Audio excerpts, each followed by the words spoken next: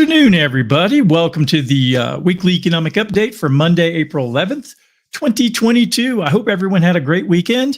It's pretty nice here in Colorado. Got to watch a lot of baseball, got to spend some time outside playing with the dogs. Well, the dogs got to do a lot of playing. I mostly just tossed the ball back and forth up and down the hill, but cleaned some gutters. So definitely was not a busy weekend. I got to lay around and, like I said, watched a lot of Astros. They're 3-1 so far to start the season.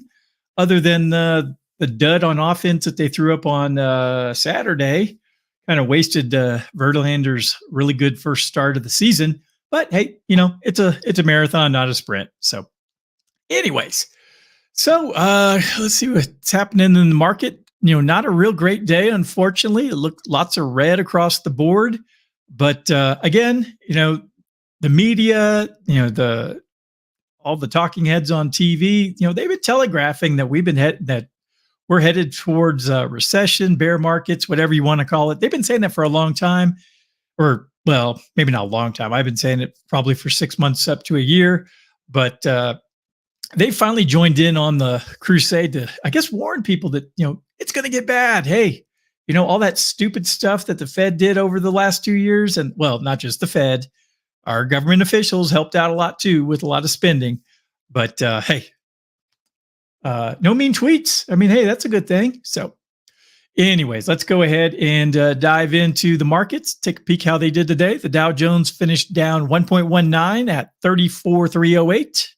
S&P 500 down 1.69 at 4412. NASDAQ down 2.18. Yeah, techs are getting just beat up of late.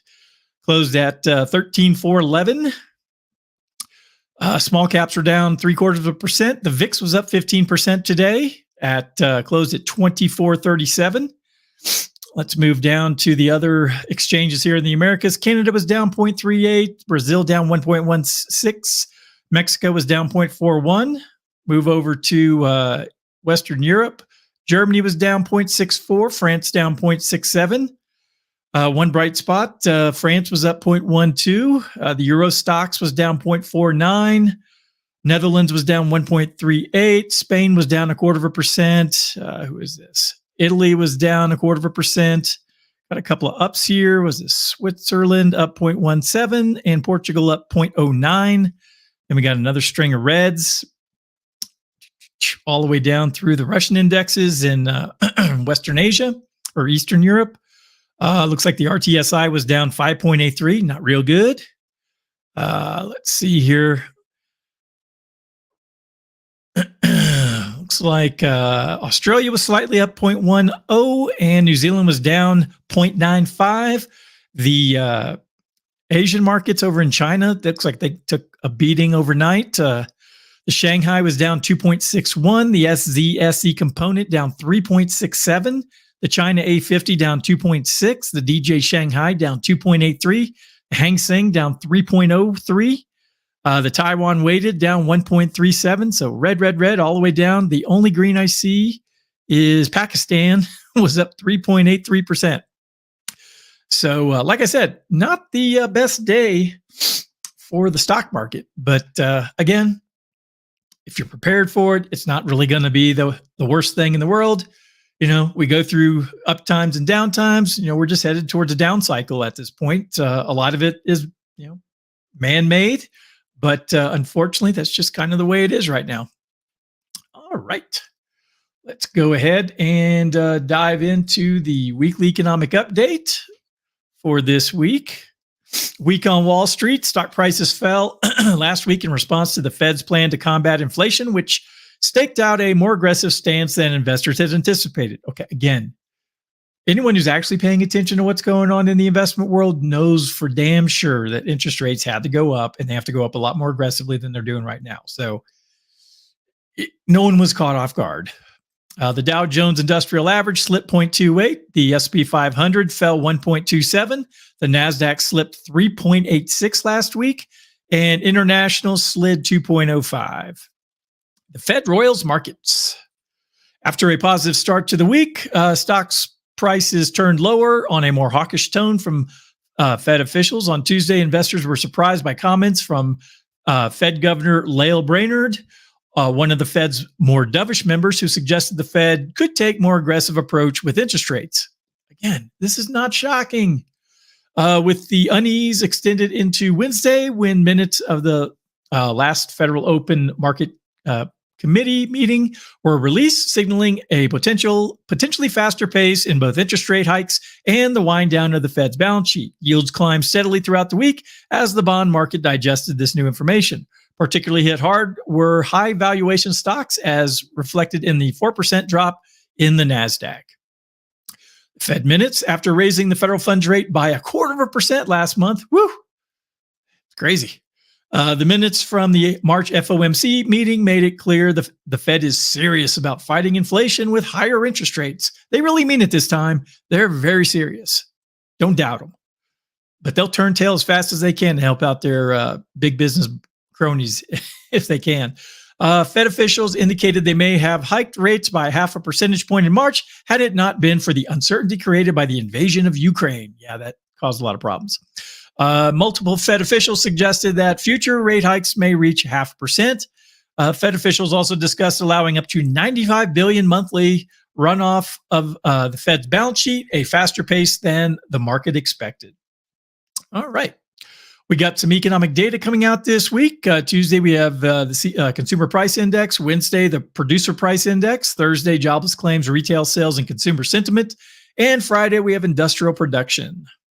Got a handful of companies reporting earnings this week. Tuesday is CarMax and Albertsons. Wednesday is JP Morgan Chase, Delta Airlines, and BlackRock. On Thursday, we have United Health Group, Goldman Sachs, Wells Fargo, Morgan Stanley, and the PNC Financial Services Group. All right, so that's everything there. Up next is the monthly economic update. I'm going to skip through most of this because we talk about a lot of this stuff already going through each week. So I'm going to go through the sector scorecard for the month. Every industry sector enjoyed a month of positive performance, with gains in communication services up 2.43. Consumer discretionary was up 6.31%. Consumer staples were up 1.56. Energy up 9.79. Financials up 1.82. Healthcare up 6.45. Industrials up 4.71. Materials up 7.15. Real estate was up 8.41%, and technology 4.71, and then closeout utilities were up 9.73%. So what are investors talking about in April? The initial estimate of the first quarter's gross domestic product will be released on April 28th. It should provide investors with insight into how the economy weathered the stresses of a wave of Omicron infections earlier in the first quarter and the repercussions of Russia's invasion of Ukraine, which started in late February. At the same time, it releases the GDP report. The Bureau of Economic Analysis will also report the Personal Consumption Expenditures Index. The PCEI is one of the benchmarks watched by the Federal Reserve to assess inflationary trends. The FOMC meets in early May, so the index may play an oversized role in any discussion on or decision on interest rates. As far as world markets, overseas markets rebounded in March, with the MSCI index gaining 1.15%. Major European markets were mixed, with losses in Italy down 1.55%, Spain down 0.4%, Germany down 0.32%, and the UK picked up 0.77%, and France edged higher. Stocks in the Pacific Rim markets were led by a surge in Australia. They were up 6.39%. China's Hang Seng lost 3.15%, while Japan's Nikkei added 4.88%. So that's about everything there. Jumping over to the quarterly update that's going out to everyone on my mailing list. Just a couple of spots here I wanted to touch on. The first quarter's economic expansion is likely to be modest due to a drag on Omicron, but the Ukrainian invasion may further dent economic growth. The Federal Reserve Bank of Atlanta, which attempts to track GDP growth in real time, reported that its GDP Now forecast model lowered its nearly 2% Q1 GDP pre-invasion annualized growth rate to 1.3% as of March 31st. So I would not get too excited about anything or any robust numbers in the GDP space coming up here at the end of the month. So it looks like they've been revising things down.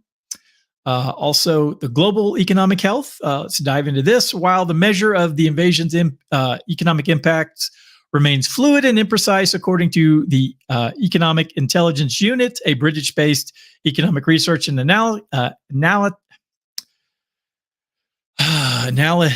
analysis group, economic growth in Europe may slow down by nearly 50% from a pre-war estimate of 3.9 to about 2%. The impact on Eurozone countries may be less severe, with estimates revised from 4% down to 3.7. EIU also projects that global growth will be shaved by half a percentage points from 3.9 down to 3.4%. The United Kingdom is facing a similar outlook. The British Chamber of Commerce downgraded its forecast for economic growth in 2022, reducing its initial 4.2 growth projection down to 3.6 in the wake of the Russia invasion. The Japanese economy saw a steep slowdown in the first quarter due to a surge in Omicron infections. A Reuters poll of analysts lowered their median Q1 GDP annualized growth rate from 4.5 down to 0.4. Japan's economy may remain under pressure as a declining yen has exacerbated rising energy and commodity prices. Finally, China sets its 2022 growth rate target at 5.5%, the lowest in more than 25 years. Even this modest goal may be challenging to reach amid struggles to manage a surge in COVID-19 infections that have led to shutdowns of cities and factories and regulatory pressures in its property and technology sectors. The MSCI, the index which tracks developed overseas markets, slid 6.61% in Q1, while emerging markets, as measured by the MSCI index, fell 7.32%. So while March looked pretty good for the overseas markets, for the quarter, it was bad all the way around. So, all right. So that's all of those. So let's go ahead and jump into the daily market recap. Let's see here. Let me shrink that back down. The Dow slumped Monday as investors abandoned tech in the wake of a surging U.S. Treasury yields a day ahead of a fresh inflation data expected to show price pressures continue to flirt with multi-decade highs. Technology stocks, which snapped a 3-week winning streak last week, started the week on the back foot as Treasury yields continued to rack up gains on expectations of more aggressive pace of the Federal Reserve monetary policy tightening next month. Quote, U.S. bonds are on the rise as investors continue to digest the Fed's more hawkish position. As a result, the 10-year yield has pushed from 2.4% to 2.74% in the past week, in quote, Stifel said in a note. The Fed's plan to curb inflation will come under added scrutiny on Tuesday as the U.S. is expected to report that the pace of inflation in March rose at an annual rate of 8.4%, a 4-decade high.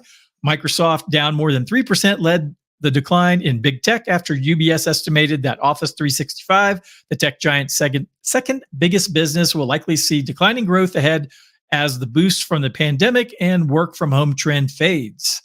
Facebook, Apple, and Alphabet were down more than 2%. Twitter, meanwhile, bucked the broader trend lower after Tesla chief executive Elon Musk made a U-turn on a decision to join the social media's board. Probably a good idea. Paving a way for Musk to buy more shares of Twitter. Joining the board would have limited Musk to owning no more than 14.9% of the company. Semiconductor stocks also pressured the broader tech sector as sentiment on chip makers was hurt after Baird downgraded NVIDIA to neutral from outperform and cut its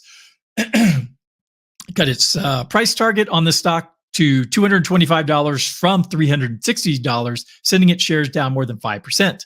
Baird flagged order cancellations for NVIDIA's consumer GPUs and said the upcoming fork for cryptocurrency Ethereum could further dent demand. Financials, mostly banks, relatively outperformed the broader market, down just 0.2%, boosted by rising yields ahead of the start of the quarterly earnings season.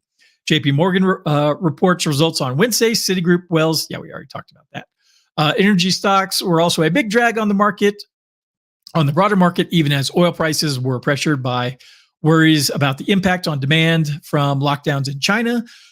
Occidental Petroleum, Diamondback Energy, and ConocoPhillips were among the biggest decliners in the sector. In other news, Sony detailed plans to invest an additional $1 billion investment into Epic Games in a deal that further expands its collaboration with the video game maker. All right. Again, not a great day in the market, but hey, those things happen. All righty. This comes from Brian Westbury at First Trust. This article is titled Housing, Heartburn, Not a Heart Attack. When interest rates go up, many analysts start to worry about recessions. That's not wrong to do. After all, Federal Reserve rate cycles are important.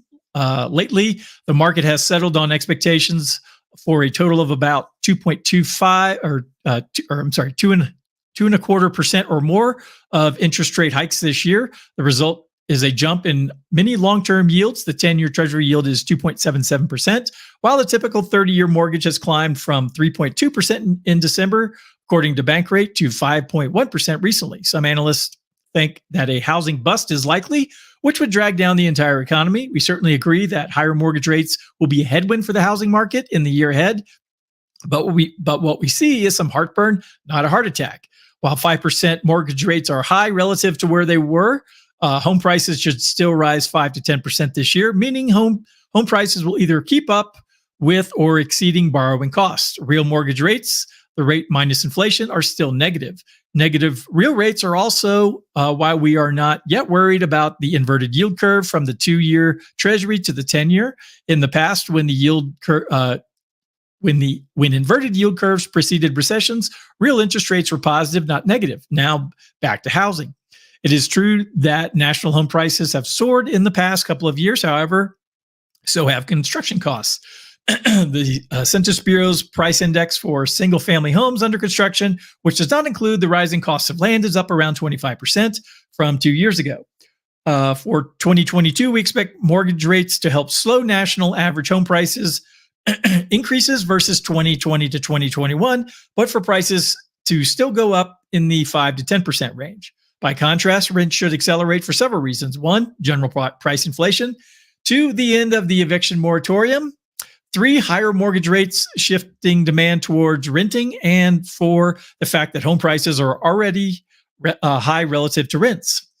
Home sales are a different story. Higher mortgage rates make it likely that fewer existing homes should sell in 2022 than in 2021. But this is not the end of the world. Existing homes don't reflect new construction and add only slightly to GDP.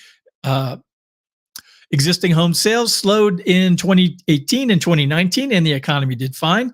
New home sales should be roughly flat to slightly down this year, but new home sales also fell in 2021, and real GDP grew 5.5%. Again, not the end of the world. What matters for the economy is how higher mortgage rates affect the pace of home construction. There again, we see some heartburn, but no calamity and no collapse. Builders starting 1.605 million homes last year, and we expect total housing starts to exceed that in 2022. However, starts for the full year will probably lag the 1.713 million annual pace of January and February.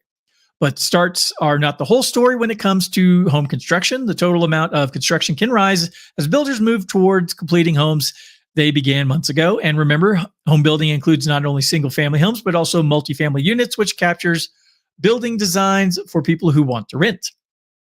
The U.S. has underbuilt homes for the past decade. Higher mortgage rates don't change that, although they may shift around the share of the population that rents versus owning. Monetary policy is now getting less loose. That's going to lead to some indigestion. The real problems won't start until the policy actually gets tight. And for that, we have longer to wait. All right. So, it is something to worry about, obviously, that, if the housing market slows down, it's going to have a ripple effect all through the economy, everything from, lumber to appliances to fixtures in houses. So again, it is going to slow things down, but at this point, that's what we really need to do. The Fed and the federal government decided to make, the cost of money very, very cheap over the last 15 years. And now we're having to pay the fiddler for all that free or cheap money. And although most people who are responsible aren't the ones who put us in these positions, we're going to be the ones, feeling a little bit of the pain. It could be worse. You could be like those people who don't plan or save for anything, and they're really going to get kicked in the nuts really hard. All right. Last article I got here. This originally came from Yahoo Finance, and it comes. It's from SmartAsset, written by Ashley Kilroy. Average retirement savings for married couples by age. It's not good news, folks. A recent study from the career experts Zeti says that 40% of respondents fear retirement more than death. Almost 9 in 10 respondents that responded that their biggest retirement fear is not having enough income. For married couples, planning retirement for 2 people can be complicated. How much they will depend on their financial circumstances. Here's a breakdown of the average retirement savings for couples by age. Unfortunately, many Americans aren't putting enough away for their future. In fact, 25% of Americans have no retirement savings at all, according to a report from PricewaterhouseCoopers. And among many of those who haven't saved enough for retirement, EBRI research estimates that households as of January 2020 saved 3.68 trillion less than what they should have saved in their retirement accounts. So by age, for folks, less than 25, average balance in their 401k is 6718. The median balance is 2240. For people my age, average 401k balance is 161,000 with a median 401k balance of 56,722. And if you're 65 plus, it's only 255,000 is the average 401k, and the median balance is only 82,000. So yeah, not real good. On average, someone under age 25 is saving less than $7,000, while someone between ages 55 and 64 averages just over $232,000. This data breaks down individual balances by age group, but for married couples, targets will differ depending upon couple's age, household income, and whether there's a sole earner or dual income. Financial experts say that a couple age 60 with a dual income of $75,000 per year should have 7 times their household income in their retirement account. This multiplies to a total of $525,000 saved. Conversely, a couple 65 with a sole earner bringing in $75,000 per year should have 7.5 times their household income, which adds up to $562,500 in their retirement accounts. So this gives you kind of a breakdown. So let's say someone, making $100,000 a year, if they're married and have a dual income, by the time they're 55 should have, approximately, a retirement nest egg of about 600,000. And by the age 65, they should have about $1 million. And if, you're making 200,000, you're looking at, about 6.5 times that at age 55 at about 1.3 million. And at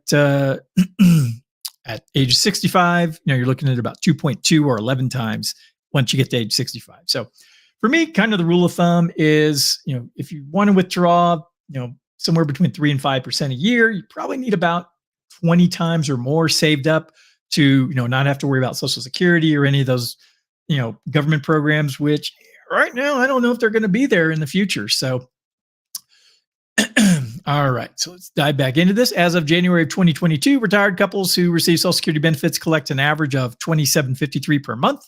This amount equates to what you could get with a minimum wage job. So for many American couples, this might not be sufficient to maintain their lifestyle once they enter their golden years. On top of that, many older Americans are carrying more debt, which will eat into their Social Security income. So when you're creating a retirement plan as a couple, financial experts will advise you to assess your financial situation and make adjustments accordingly. Regardless of your income level, mapping out your financial situation is a smart way to prepare for retirement. This is a big picture perspective, which will help you be more intentional with how much money you are putting into your retirement savings and avoid possible income gaps later in life if you need to outpace your savings.